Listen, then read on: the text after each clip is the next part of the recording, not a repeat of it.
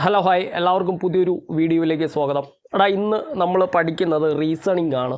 റീസണിങ്ങിൽ cause and effect എന്ന് പറയുന്ന ചെറിയൊരു ടോപ്പിക്കാണ് ഇത് നമ്മൾ പഠിക്കുന്നത്. ഓക്കെ അപ്പോൾ ക്ലാസ് തുടങ്ങുന്നതിന് മുമ്പേ ആദ്യം ഒന്ന് രണ്ട് കാര്യങ്ങൾ.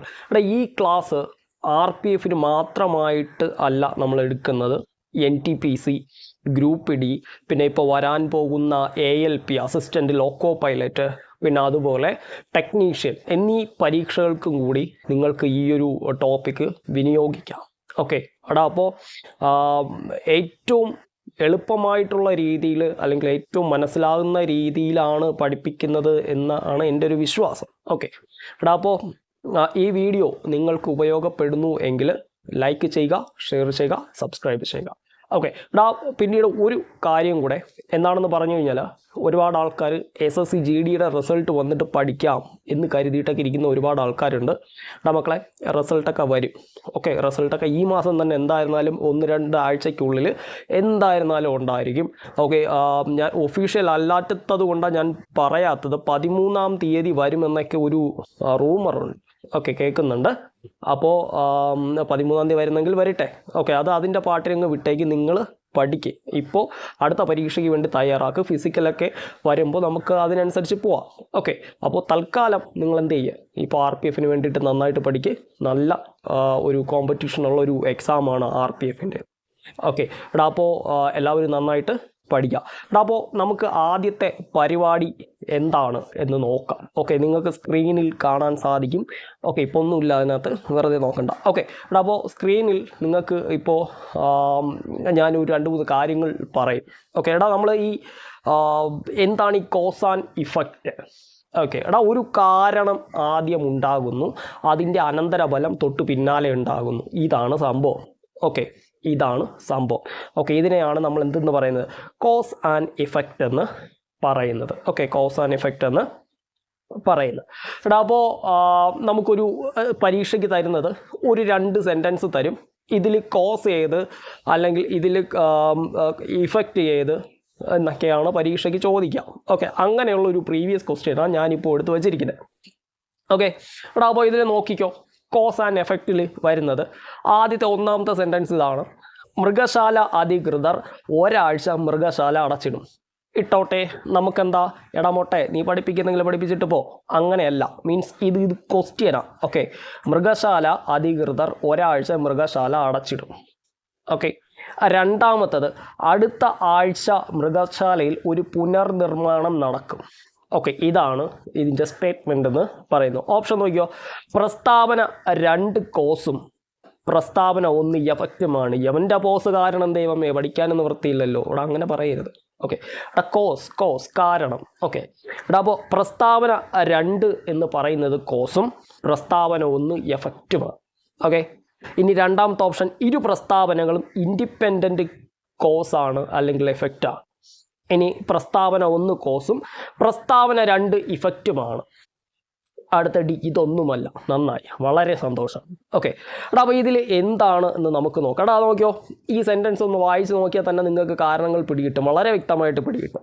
ഓക്കെ മൃഗശാല അധികൃതർ മൃഗശാല അടച്ചിടും. ഇപ്പോൾ ഒരു മൃഗശാല അല്ലെങ്കിൽ ഒരു സൂ അടച്ചിടണു എങ്കിൽ അവിടെ എന്തെങ്കിലും ഒരു പ്രശ്നം നടക്കണം, ഇല്ലേ? ഒന്നീ അവിടുത്തെ മൃഗങ്ങളെല്ലാം ചാടി പോകണം, അല്ലെങ്കിൽ ചത്തു പോകണം, അല്ലെങ്കിൽ അവിടെ എന്തെങ്കിലും ഒരു പണി നടക്കണം, അല്ലെങ്കിൽ അവിടെ എന്തെങ്കിലും ഒരു വലിയൊരു പകർച്ചവ്യാധി പോലുള്ള ഒരു അസുഖങ്ങൾ ഉണ്ടായിരിക്കണം. ഓക്കെ അപ്പോൾ ഇതിൽ പറയുന്നത് അടുത്ത ആഴ്ച എന്താണ്, മൃഗശാല പുനർനിർമ്മാണം നടക്കും എന്നതാണ്. അപ്പോൾ ഇതിൽ കോസ് എന്ന് പറയുന്നത്, അതായത് കാരണം എന്ന് പറയുന്നത് 2-ാമത്തെ സെൻറ്റൻസ് ആണ്, ഇല്ലേ? പ്രസ്താവന 2 കോസും പ്രസ്താവന 1 ഇഫക്റ്റുമാണ്. അതായത് മൃഗശാലയിൽ പുനർനിർമ്മാണം നടക്കുന്നത് കൊണ്ടാണ് മൃഗശാല അടച്ചിടുന്നത്. ഇതാണ് അതിൻ്റെ മീനിങ്. ഓക്കെ നമുക്കിങ്ങനെ തല തിരിച്ച് തന്നിട്ട് ഇതിൻ്റെ കോസ് ഏത് ഇഫക്റ്റ് ഏതെന്ന് ചോദിക്കുന്നു, അത്രയേ ഉള്ളൂ കാര്യം. ഓക്കെ ഇനി വേറൊരു കാര്യം ഞാൻ നിങ്ങൾക്ക് ഒരു ഒരു എക്സാമ്പിൾ, ഒരു ക്വസ്റ്റ്യൻ തരാം. നിങ്ങൾ അതിൻ്റെ കമൻറ്റ് ചെയ്താൽ മതി, ആൻസർ കമൻറ്റ് ചെയ്താൽ മതി. ഓക്കെ അപ്പോൾ രാധ വഴി കൂടെ നടന്നു പോകുന്നു, രാജു പിടിച്ച് കിസ് അടിക്കുന്നു.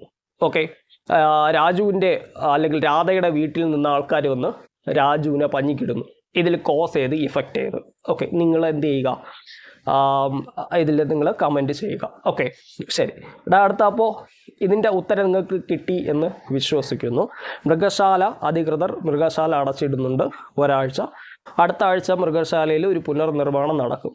അതുകൊണ്ടാണ് എന്ത് ചെയ്യുന്നത്, മൃഗശാല അടച്ചിടുന്നത്. അടുത്ത രണ്ടാമത്തെ നോക്കിക്കോ.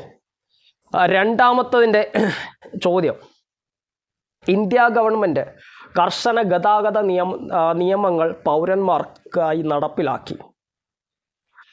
എല്ലാ ഇന്ത്യൻ പൗരന്മാരും ഗതാഗത നിയമങ്ങൾ പാലിക്കണം. ഓക്കെ, ഇതിൻ്റെ ഓപ്ഷൻ നമുക്ക് നോക്കാം. പ്രസ്താവന 1 കോസും പ്രസ്താവന 2 ഇഫക്റ്റുമാണ്. പ്രസ്താവന 2 കോസും പ്രസ്താവന 1 എഫക്റ്റുമാണ്. പ്രസ്താവന 1ഉം 2ഉം വ്യത്യസ്ത ഇഫക്റ്റുകളാണ്. ഓക്കെ, ഏതാണ് പ്രസ്താവന 1, 2ഉം ഒരു പൊതു കേസിൻ്റെ ഇഫക്റ്റാണ്. ഓക്കെ, ഇതാണ് ഇതിൻ്റെ ഓപ്ഷൻസ് എന്ന് പറയുന്നത്. ഇപ്പോൾ നോക്കിയോ, ഇന്ത്യ ഗവൺമെൻറ് ഒരു കർശനമായിട്ടുള്ള ഗതാഗത നിയമങ്ങൾ പൗരന്മാർക്കായിട്ട് നടപ്പിലാക്കി. അത് എല്ലാ ഇന്ത്യൻ പൗരന്മാരും ഈ ഗതാഗത നിയമങ്ങൾ പാലിക്കണം. ഒന്ന് ആലോചിച്ച് നോക്കൂ, ഒരു തീരുമാനമാണ് ഇത് പറഞ്ഞിരിക്കുന്നത്. ഒരു ഗവൺമെൻറ് ഒരു തീരുമാനമാണ് പറഞ്ഞിരിക്കുന്നത്, ഇല്ലേ? ഇത് എഫക്റ്റാണ്. എന്താണ് എഫക്റ്റാണ്? അതായത് ഇന്ത്യയിൽ ഉടനീളം ഗതാഗത മരണങ്ങൾ കൂടുന്നത് കൊണ്ട്, അതായത് ആക്സിഡൻസ്, മർഡർ അല്ലെങ്കിൽ ആക്സിഡൻസ് കൂടുന്നത് കൊണ്ട് ഗവൺമെൻറ് എന്ത് ചെയ്തിടാ, ഒരു കർശനമായിട്ടുള്ളൊരു നിലപാട് അല്ലെങ്കിൽ കർശനമായിട്ടുള്ളൊരു നിയമം നടപ്പിലാക്കി. അത് എല്ലാ ജനങ്ങളും കർശനമായി പാലിക്കണമെന്ന് പറയുമ്പോൾ അതൊരു ഇഫക്റ്റ് അല്ലേ? ഇല്ലേ? അതൊരു കോസ് ആണോ? ഇഫക്റ്റ് അല്ലേ? കോസ് എന്താ? അതായത് ഒരു ഗതാഗത കർശനമായിട്ടുള്ള ഒരു നിയമം കൊണ്ടുവരണമെങ്കിൽ അവിടെ എന്തുണ്ടായിരിക്കണം? അവിടെ കുറേ അപകടങ്ങൾ നടന്നിരിക്കണം. ഉദാഹരണം, ഹെൽമെറ്റ് ഇല്ലാതെ ഒരു കാലത്ത് ഒരുപാട് അപകടങ്ങൾ ഉണ്ടായിരുന്നു. തലപൊട്ടി ഓരോ ആൾക്കാർ മരണപ്പെട്ടുകൊണ്ടൊക്കെ ആയിരുന്നു. ഇപ്പോൾ ഹെൽമെറ്റ് നിർബന്ധമാക്കി. അപ്പോൾ അതിനുശേഷം മരണങ്ങൾ കുറയുന്നു എന്നാണ് പറയപ്പെടുന്നത്. നമുക്കൊന്നും അറിയത്തില്ല, നമ്മൾ ആവശ്യമില്ലാത്ത കാര്യത്തിൽ തലയിടാൻ പോകണ്ടല്ലോ. ഓക്കെ, ഇവിടെ നോക്കിയോ, ഇന്ത്യ ഗവൺമെൻറ് കർശന ഗതാഗത നിയമങ്ങൾ പൗരന്മാർക്കായിട്ട് നടപ്പിലാക്കി. ഓക്കെ, എല്ലാ ഇന്ത്യൻ പൗരന്മാരും ഗതാഗത നിയമങ്ങൾ പാലിക്കണം. ഓക്കെ, ഇത് എന്താണ് ഇഫക്റ്റുകളാണ്. ഇതെല്ലാം പ്രസ്താവന 1ഉം 2ഉം ഒരു പൊതു കേസിൻ്റെ ഇഫക്റ്റാണ്. ഓക്കെ, പൊതുവായിട്ടുള്ള ഒരു കേസിൻ്റെ ഇഫക്റ്റ് മാത്രമാണ് ഈ തന്നിരിക്കുന്നത്. ഓക്കെ, നിങ്ങൾക്ക് ഈ ടോപ്പിക്ക് മനസ്സിലായിട്ടില്ല എങ്കിൽ ധൈര്യമായിട്ട് കമൻറ്റ് ബോക്സിൽ കമൻറ്റ് ചെയ്തോ. ഓക്കെ, ഇത് നിങ്ങൾക്ക് വേണ്ടിയിട്ട് നമ്മൾ തയ്യാറാക്കുന്ന ക്ലാസ്സാണ്. അപ്പോൾ നിങ്ങൾക്ക് മനസ്സിലായില്ല എങ്കിൽ ഇത് നമ്മളൊന്നും കൂടെ എടുക്കും. നമ്മുടെ ഉത്തരവാദിത്തം. ഓക്കെ, അപ്പോൾ മനസ്സിലായില്ല എന്ന് കരുതി നിങ്ങൾ എന്ത് ചെയ്യരുത്, മിണ്ടാതിരിക്കരുത്. മനസ്സിലായില്ല എങ്കിൽ നിങ്ങൾ കമൻറ്റ് ബോക്സിൽ മനസ്സിലായില്ലടാ മൊട്ടെ എന്ന് തന്നെ നിങ്ങൾ എന്ത് ചെയ്യുക, കമൻറ്റ് ചെയ്യുക. ഓക്കെ, അങ്ങനെയൊന്നും വിളിക്കില്ല, ഞാൻ പാവമാണ്. ഓക്കെ, കമൻറ്റ് ചെയ്യുക. ഓക്കെ, എങ്കിൽ നമ്മൾ ഇതിൻ്റെ അടുത്ത പാർട്ട് 2, പാർട്ട് 3 കുറച്ചുകൂടെ നിങ്ങൾക്ക് മനസ്സിലാവുന്ന രീതിയിൽ ചെയ്യാൻ വേണ്ടിയിട്ടാണ് പറയുന്നത്. ഓക്കെ, ശരി. അടുത്ത ചോദ്യം.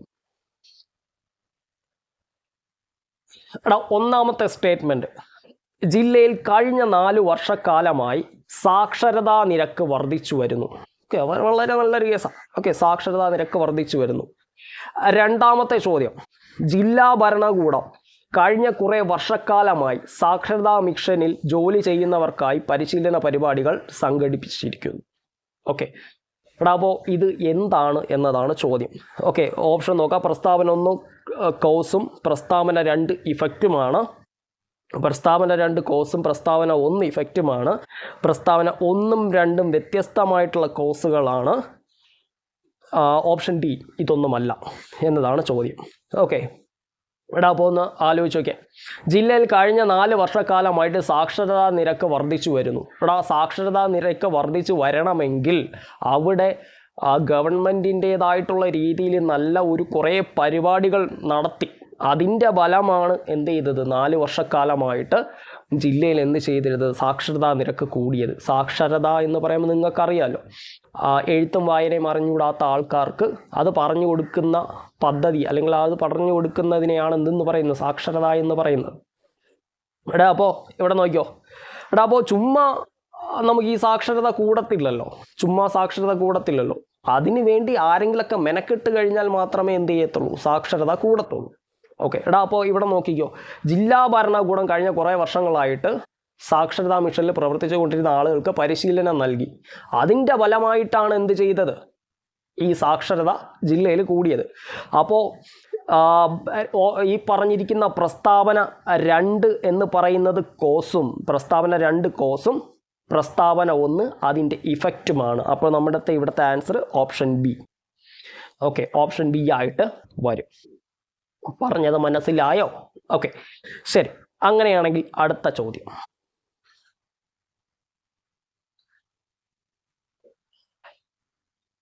അടുത്ത ചോദ്യം, നിയമവിരുദ്ധമായി സംഘടിപ്പിക്കാൻ ശ്രമിച്ച ഒരു കൂട്ടം ജനവിഭാഗത്തെ പോലീസുകാർ ലാത്തിച്ചാർജ് ഉപയോഗിച്ചു പിരിച്ചുവിട്ടു.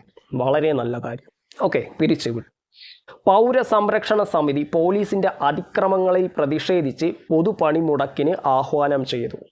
ഓക്കെ, ഇവിടെ നോക്കിയോ, പ്രസ്താവന 1 കോസും പ്രസ്താവന 2 ഇഫക്റ്റുമാണ്. പ്രസ്താവന 2 കോസും പ്രസ്താവന 1 ഇഫക്റ്റുമാണ്. പ്രസ്താവന 1ഉം 2ഉം വ്യത്യസ്ത കോസുകളാണ്. ഓപ്ഷൻ ഡി എല്ലാം ശരിയാണ്. ഓക്കെ, ശരിയാവും ഈ പ്രത്യേകിച്ച് ഈ സമയത്ത് അങ്ങനെയാണ്. ഓക്കെ, ശരി. അപ്പോൾ നോക്കിയോ, നിയമവിരുദ്ധമായിട്ട് സംഘടിപ്പിക്കാൻ ശ്രമിച്ച ഒരു കൂട്ടം ജനവിഭാഗത്തെ പോലീസുകാർ ലാത്തിച്ചാർജ് ഉപയോഗിച്ച് പിരിച്ചുവിട്ടു. ഓക്കെ, ചുമ്മാ അവിടെ എന്ത് ചെയ്യത്തില്ലടേ, അവിടെ ഒരു നിയമവിരുദ്ധമായിട്ട് നിയമവിരുദ്ധമായി ഒരു സംഘടന അല്ലെങ്കിൽ ഒരു സംഘടിക്കാനുള്ള ഒരു സാഹചര്യം വരുന്നോ? നമ്മളിവിടെ ചുമ്മാ ഇരുന്നിട്ട് നിയമവിരുദ്ധമായിട്ട് എന്തെങ്കിലും പറയാനുള്ള ഒരു ഓപ്ഷൻ വരുന്നോ? അവിടെ ഇല്ല. അപ്പോൾ അത് എന്തുകൊണ്ടാണ് ആ സാഹചര്യം ഉണ്ടായത്? അതിൻ്റെ കാരണം എന്താ? പണിമുടക്കുണ്ടായി. പൗരസംരക്ഷണ സമിതി പോലീസിൻ്റെ അതിക്രമങ്ങളിൽ പ്രതിഷേധിച്ച് പൊതുപണിമുടക്കിന് ആഹ്വാനം ചെയ്തു. ഓക്കെ, ഈ പൊതുപണിമുടക്കിന് ആഹ്വാനം ചെയ്തു. ഈ പൊതുപണിമുടക്കിൻ്റെ ആഹ്വാനത്തിൻ്റെ ഫലമായിട്ടാണ് ഒരു കൂട്ടം ആൾക്കാർ നിയമവിരുദ്ധമായിട്ട് എന്ത് ചെയ്തത്? അവിടെ സംഘടിച്ചത്. ഓക്കെ, മനസ്സിലായി എന്ന് വിശ്വസിക്കുന്നു. അപ്പോൾ ഇവിടെ നോക്കിയോ, അപ്പോൾ നമുക്ക് ഇവിടെ ഓപ്ഷൻ സി ആണോ? അല്ല, ഓപ്ഷൻ ബി. അതായത് പ്രസ്താവന 2 കോസ്. ഓക്കെ, പ്രസ്താവന 2 എന്ന് പറയുന്നത് കോസാണ്. ഇനി പ്രസ്താവന 1 എന്ന് പറയുന്നതോ അത് അതിൻ്റെ എഫക്റ്റാണ്. ഓക്കെ, അത് അതിൻ്റെ എഫക്റ്റാണ്. ഓക്കെ, പ്രസ്താവന 1 കോസും പ്രസ്താവന 2 കോസും പ്രസ്താവന 1 അതിൻ്റെ ഇഫക്റ്റുമാണ്. ഓക്കെ, ഇങ്ങനെ നിങ്ങൾക്ക് ഒരു 2 or 3 ചോദ്യങ്ങൾ പരീക്ഷയ്ക്ക് ഉണ്ടായിരിക്കും. ഓക്കെ, അപ്പോൾ നന്നായിട്ട് പഠിക്കുക, നന്നായിട്ട് മനസ്സിലാക്കാൻ ശ്രമിക്കുക. ഈ ഒരു ക്ലാസ്സിൻ്റെ ഫീഡ്ബാക്ക് നിങ്ങൾ കമൻറ്റ് ബോക്സിൽ രേഖപ്പെടുത്തുക. ഓക്കെ, ഈ ക്ലാസ് നിങ്ങൾക്ക് മനസ്സിലായില്ല എങ്കിൽ ധൈര്യമായിട്ട് പറയുക. ഞാൻ ഒന്നും കൂടെ പറയുന്നു, ഈ ക്ലാസ് നിങ്ങൾക്ക് മനസ്സിലായിട്ടില്ല എങ്കിൽ ധൈര്യമായിട്ട് കമൻറ്റ് ബോക്സിൽ ഇട്ടാൽ മതി. എനിക്കിത് മനസ്സിലായില്ല എന്ന് പറഞ്ഞാൽ മതി. നമുക്ക് അതിൻ്റേതായിട്ടുള്ള രീതിയിൽ കുറച്ചുകൂടെ മനസ്സിലാവുന്ന രീതിയിൽ ക്ലാസ് ചെയ്തു തരാം. ഓക്കെ, പിന്നീട് ഇനി അങ്ങോട്ടുള്ള എല്ലാ ക്ലാസ്സും നിങ്ങൾക്ക് മുടങ്ങാതെ ലഭിക്കും. നമ്മൾ പറഞ്ഞിരുന്നു, കഴിഞ്ഞ വീഡിയോസിൽ പറഞ്ഞിരുന്നു, നമ്മുടെ ഗ്രാഫിക് ടാബ്ലറ്റിന് ചെറിയൊരു പണി കിട്ടിയത് കൊണ്ടാണ് നമ്മൾ ക്ലാസ് ഡിലേ വന്നത്. ഇനി അങ്ങ് ഡിലേ വരത്തില്ല. ഇനി നമുക്ക് ഡെയിലി ക്ലാസ്സുകളുണ്ടാവും. ഇനി പ്രീമിയം ബാച്ചിൽ ആർക്കെങ്കിലും അഡ്മിഷൻ എടുക്കാൻ താല്പര്യമുണ്ട് എങ്കിൽ എന്നെ വിളിക്കുക. എൻ്റെ കോൺടാക്റ്റ് നമ്പർ ഡിസ്ക്രിപ്ഷൻ ബോക്സിലുണ്ട്.